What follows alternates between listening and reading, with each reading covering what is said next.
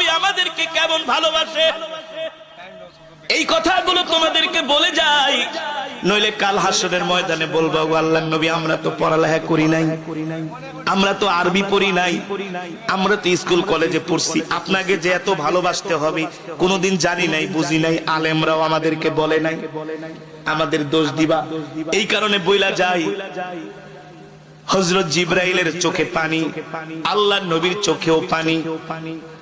আল্লাহ নবী ডাক দিয়া বলে, লিমা তাবকি ইয়া আখি জিবরাইল, ও ভাই জিবরাইল তুমি কাঁদো কেন? জিবরাইল আল্লাহর নবীর চেহারা মোবারকের দিকে তাকায়, দেখে নবীজির চোখ দিয়া ঝরঝর করে পানি পড়ে। জিবরাইল ডাক দিয়া বলে, আল্লাহর নবী আমি কাঁদি আপনার জন্য, আপনি কাঁদেন কেন বলেন? আপনার এখন ইন্তেকাল হয়ে যাবে, আপনার মনে এমন কি কষ্ট? আপনি কি আপনার পরিবারের কথা মনে করতেছেন? আপনি কি আপনার সন্তানদের কথা মনে করেন, এই কারণে কান্না করেন?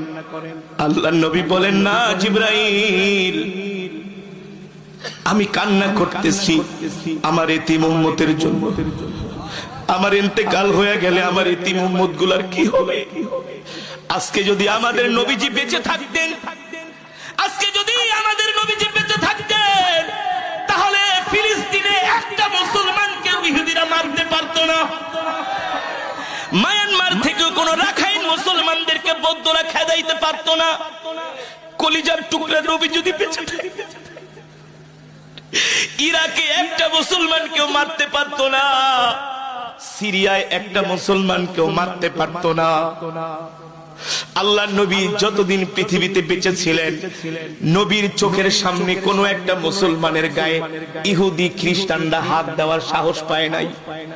এই যে ইহুদিরা আজকে ইসরায়েলে আছে, এই ইহুদিদেরকে আল্লাহর নবী খায়বার থেকে বের করে দিয়েছে, জাজিরাতুল আরব